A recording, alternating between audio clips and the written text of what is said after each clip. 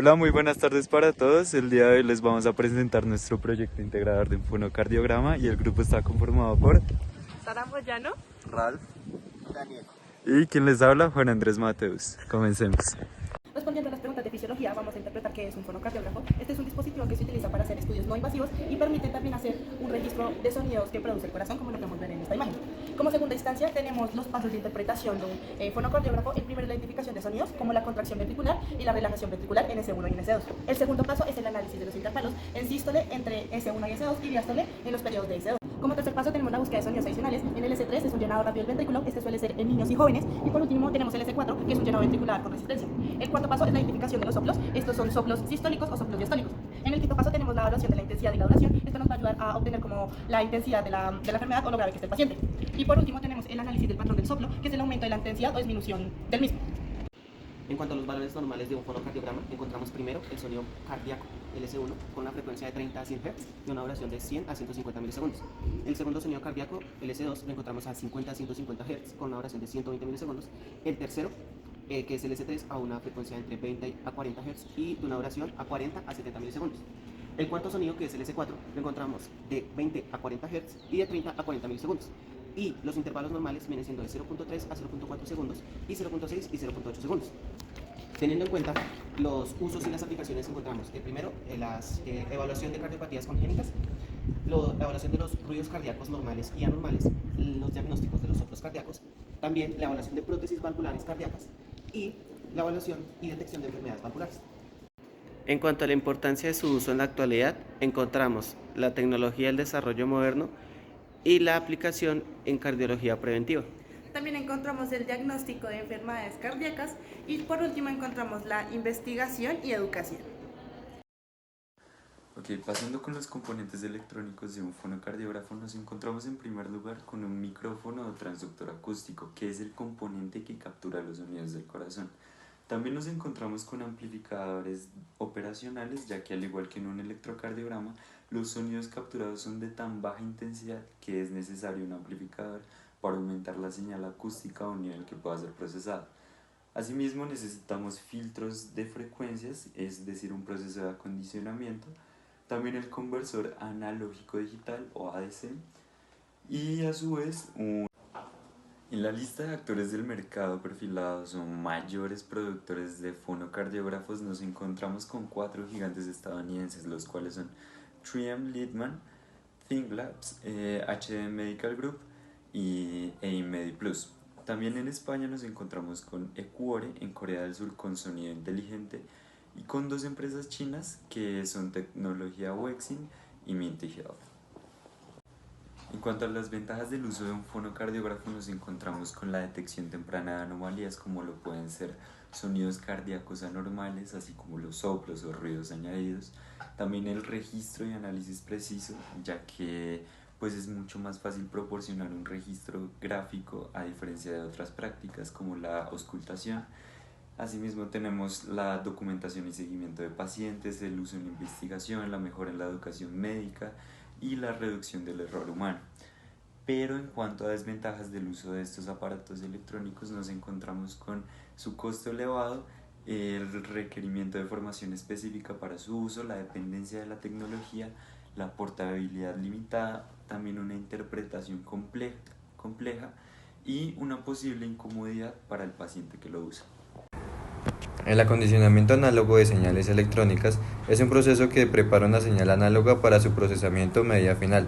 Consiste en una serie de técnicas y circuitos diseñados para ajustar, filtrar y mejorar la calidad de la señal antes que sea analizada o digitalizada. La amplificación aumenta la amplitud de la señal para que sea más adecuada mediante su procesamiento posterior. El filtrado, que elimina el ruido o las interferencias no deseadas mediante filtros pasivos o activos. Conversión de impedancia. Adapta la impedancia de la señal para que coincida con el sistema de medición a procesamiento. La aislación, que separa la señal de su fuente para evitar interferencias eléctricas. Y la corrección de la señal, que modifica la señal para compensar errores o distorsiones.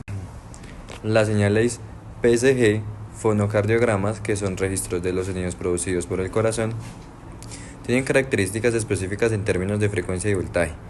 Estos rangos pueden variar dependiendo del equipo y las condiciones, pero en general Los rangos comunes son la frecuencia. Bueno, la baja frecuencia de las señales PSG generalmente tienen frecuencia que van desde aproximadamente 20 Hz hasta 1 kHz.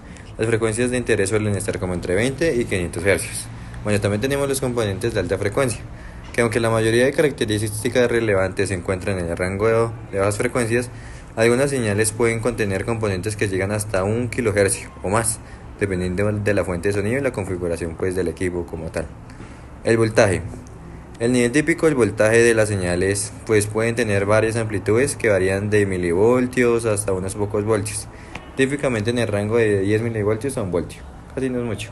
Sin embargo, el rango específico puede variar dependiendo del sistema y el amplificador. Estos rangos permiten una adecuada captura y análisis de los sonidos cardíacos, facilitando la interpretación de los sonidos y murmullos relacionados con el funcionamiento del corazón. Ahora bien, vamos a hablar sobre la historia del estetoscopio. Esta fue inventada en 1816 por un médico francés llamado René Laennec. Este invento fue improvisado. En el año de 1852, el estetoscopio evolucionó con la invención del médico irlandés Arthur Laret, que desarrolló el estetoscopio vía auricular que permitía escuchar con ambos oídos. En el siglo XX, los estetoscopios fueron mejorando cada vez más, con materiales más flexibles y duraderos. También se especializaron en estetoscopios de cardiología y fetales. También existen estetoscopios electrónicos que amplifican mejor el sonido y se puede estudiar con dispositivos electrónicos. Y los estetoscopios son una herramienta fundamental para los médicos, ya que permite evaluar rápidamente el estado de salud de los pacientes. Ahora bien, hablando sobre las características de las señales analógicas y digitales, comenzamos con las análogas, que estas tienen como función una naturaleza continua, forma de onda, precisión y detalle, sensibilidad al ruido y transmisión y almacenamiento.